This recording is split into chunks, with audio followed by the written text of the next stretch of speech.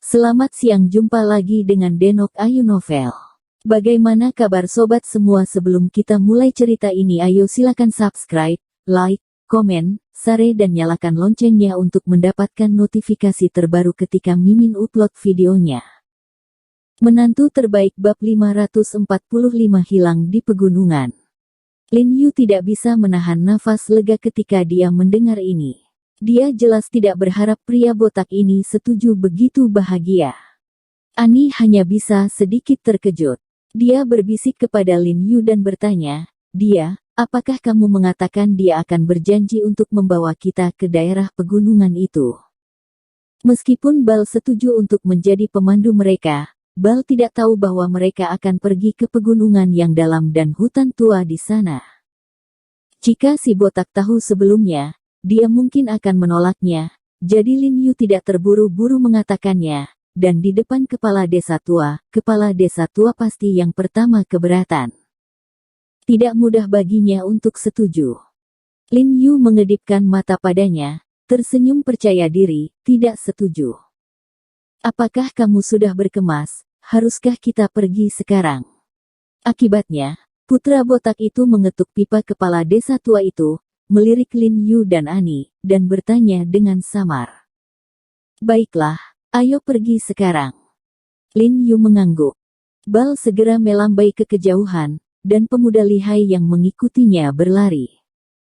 "Xuanzi, hari ini kita akan naik gunung bersama Tuan He dan pemimpin majelis umum ini."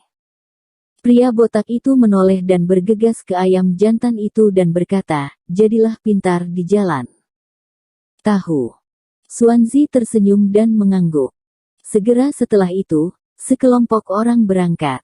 Dalam perjalanan, Lin Yu menunjukkan pada Bal Zi peta dari area yang mereka selidiki beberapa hari terakhir ini. Bal mengangguk dan berkata, "Aku tahu yang ini." Berbicara tentang pria botak, dia langsung memimpin Lin Yu dan yang lainnya ke hutan. "Kami tidak sedang menyelidiki di sini hari ini." Lin Yu mengambil peta di tangan Bale, menunjuk ke hutan tua di pegunungan yang dalam, Chong Bale dan Xuan, dan berkata, "Kami ingin pergi ke sini."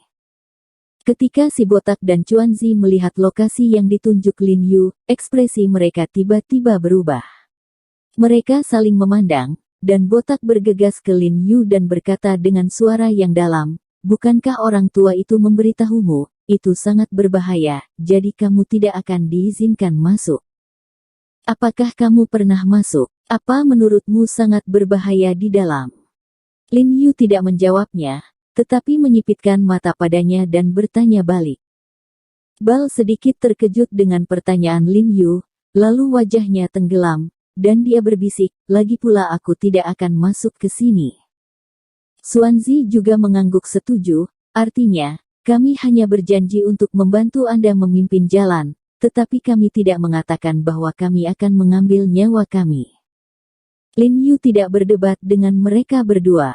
Dia langsung menurunkan ransel, mengeluarkan setumpuk uang tunai dari saku samping ransel, menyerahkannya kepada Bal dan Xuan, dan berkata, "Ini 50.000 yuan, asalkan Anda membantu kami pimpin jalan, ini semua milikmu." Seperti kata pepatah, orang mati demi uang, dan burung mati demi makanan. Ini adalah metode Lin Yu untuk meyakinkan Bal bahwa selama ada uang, tidak akan ada kegagalan komunikasi. Uang tunai itu diberikan kepadanya oleh Jiang Yan sebelum Lin Yu pergi, sehingga dia bisa mempersiapkan keadaan darurat. Awalnya, Lin Yu tidak ingin membawanya, tetapi dia tidak berharap itu berguna. Setelah melihat uang tunai di tangan Lin Yu, Xuanzi tiba-tiba menyorotkan matanya dan menelan ludahnya, mengungkapkan keserakahan yang sangat besar. Untuk penduduk desa biasa di pegunungan, 50.000 yuan ini sudah dianggap sebagai jumlah uang yang sangat besar, dan butuh setidaknya 3 atau 4 tahun untuk membuatnya. Secara khusus, Xuanzi adalah tipe pemalas yang suka pandai dan berpenghasilan rendah, sehingga ketika dia melihat uang yang begitu banyak, dia secara alami bersemangat. Pria botak itu juga sangat bersemangat ketika dia melihat setumpuk besar uang safflower di tangan Lin Yu, tetapi dia tenang dan tidak berbicara, seolah-olah dia sedang menimbang sesuatu. Saudaraku, kenapa tidak kita bawa saja? Swansea tersenyum, dan bertanya botak ragu-ragu. Bal menamparkan kepala Swansea dengan tamparan, dan berkata dengan dingin, lihat minatmu. Kamu bisa membeli nyawa kami seharga 50.000 yuan. Lin Yu tahu Bal sedang berbicara dengannya. Jelas dia tidak berpikir dia punya cukup uang. Dia tersenyum ringan dan berkata, aku keluar dengan tergesa-gesa dan hanya membawa begitu banyak uang.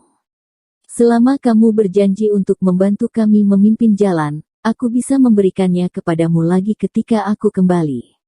Transfer 50.000 yuan. 10. 100.000. Mata Swansea tiba-tiba membelalak saat mendengar hal itu, bersemangat, dan buru-buru membujuk anak botak itu, saudaraku, kita setuju. Cari cara untuk memberi begitu banyak uang, di mana kita bisa menemukan hal yang begitu baik. Anda tahu, mereka telah mengambil banyak jalan dalam beberapa hari terakhir, dan mereka belum menghasilkan sepeser pun, jadi mereka dapat menghasilkan begitu banyak uang kali ini, bahkan jika dia benar-benar mempertaruhkan nyawanya, dia bersedia. Melihat anak botak itu, Lin Yu tampak tergerak, dan terus membujuk, kami masuk untuk menyelidiki, bukan untuk menemukan kematian. Kami berdua juga tidak ingin mengalami kecelakaan. Jika ada bahaya, maka kami akan melarikan diri secepatnya. Bal menjilat bibirnya, menyipitkan mata sejenak, lalu menunjuk ke pergelangan tangan putih Ani dan berkata, aku ingin gelang di tangannya.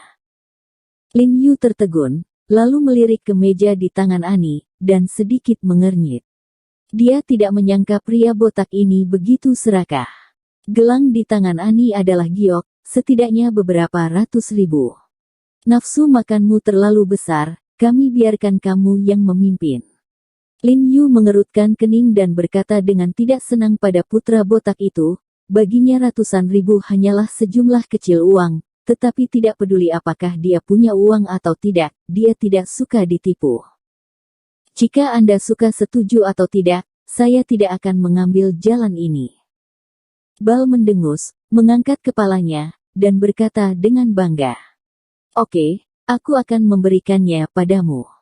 Ani sangat bebas dan santai, dan dia melepaskan gelang di tangannya. Meskipun gelang ini sangat berharga, itu tidak berarti apa-apa baginya, jadi dia menyerahkannya kepada Bal tanpa ragu-ragu. Mata Bal berbinar, dan dia buru-buru mengambil gelang itu. Dia dulu bekerja dengan orang-orang untuk menghasilkan uang untuk emas, jadi dia juga memiliki pemahaman tertentu tentang ornamen giok ini. Saat dia melihat Ani memegang gelang itu tadi, ketahuilah bahwa gelang ini sangat mahal.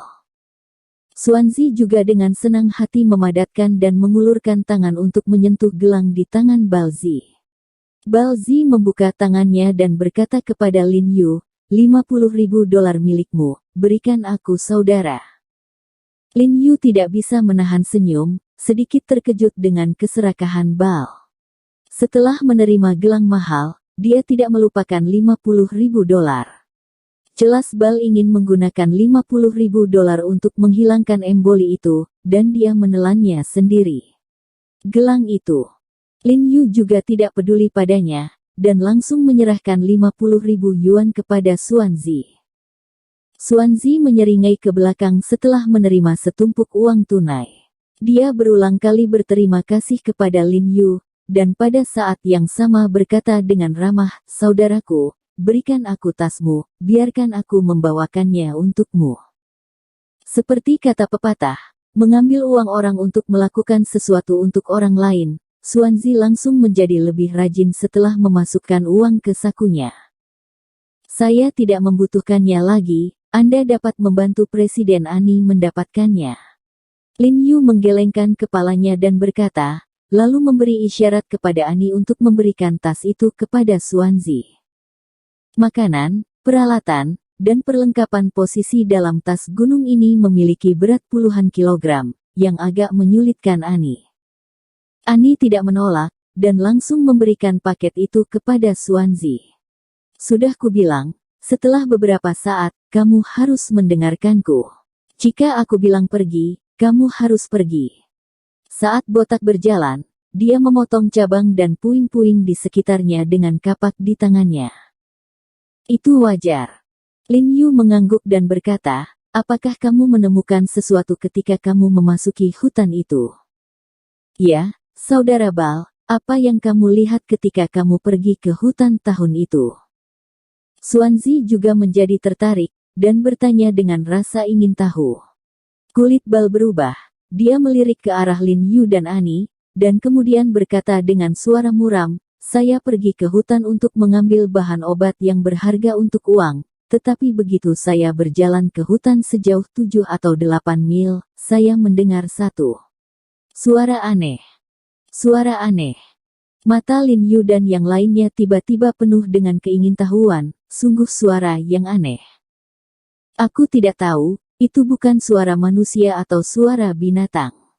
Bal terus berbicara dengan suara suram, dengan cahaya dingin di matanya, yang membuat orang merasa sedikit murung. Itu bukan manusia atau hewan, apakah itu hantu? Xuanzi jelas ketakutan, dan berkata dengan suara gemetar. Saya tidak tahu. Bal menggelengkan kepalanya dengan wajah cemberut dan merendahkan suaranya, pokoknya, itu adalah suara yang menakutkan, yang membuat orang berbulu. Bukan suara manusia. Apakah itu hantu? Xuanzi sepertinya tidak bercanda saat melihat wajah suram pria botak itu, dia hanya bisa menggigil, dan bertanya dengan rasa takut. Aku tidak tahu apakah itu hantu. Bagaimanapun, aku melihat bayangan hitam besar berkelebat di dalam hutan. Aku sangat takut sehingga aku lari keluar. Meskipun aku tidak menoleh ke belakang, aku bisa merasakannya di belakangku. Tangkap aku. Bal sepertinya memikirkan pemandangan yang mengerikan, ekspresinya berubah sedikit, dan dia gemetar, tepat ketika hendak menyusulku, aku bisa merasakan hawa panas menyemprot ke belakang leherku. Tidak, nafas itu dingin. Lin Yu mengerutkan kening dan memandang botak tanpa berkedip, dia tidak tahu apakah yang dia katakan itu benar, atau dia sengaja mengarang cerita menakutkan. Di samping sangat takut sehingga dia bersandar dekat dengan Lin Yu tanpa sadar, melihat ke kejauhan, hutan yang gelap dan lebat, rambutnya tidak bisa menahan rambutnya, dia selalu merasa bahwa tempat gelap tiba-tiba akan keluar darinya. Monster dengan taring dan cakar. Kakak botak, lalu apa? Cuan bertanya dengan suara rendah gemetar. Lalu aku lari, tapi makhluk itu masih di belakangku dan hampir menangkapku. Untungnya, aku tidak tahu penduduk desa mana yang berburu dengan senapan di dekatnya, dan makhluk itu mungkin ketakutan. Suara botak itu berkata dengan ngeri, aku tidak berani melihat ke belakang, jadi aku lari keluar hutan dan lari kembali ke desa. Lalu, apa itu? Kata Xuanzi dengan suara gemetar. Saya juga tidak tahu. Bal menoleh untuk melihat ke arah Lin Yu, dan berkata dengan serius, apakah kamu yakin ingin masuk sekarang? Bersambung. Terima kasih kepada kalian yang telah menonton video ini. Jangan lupa tekan tombol subscribe-nya dan nyalakan notifikasinya untuk mendapatkan video-video seru lainnya dari Denok Ayu Novel.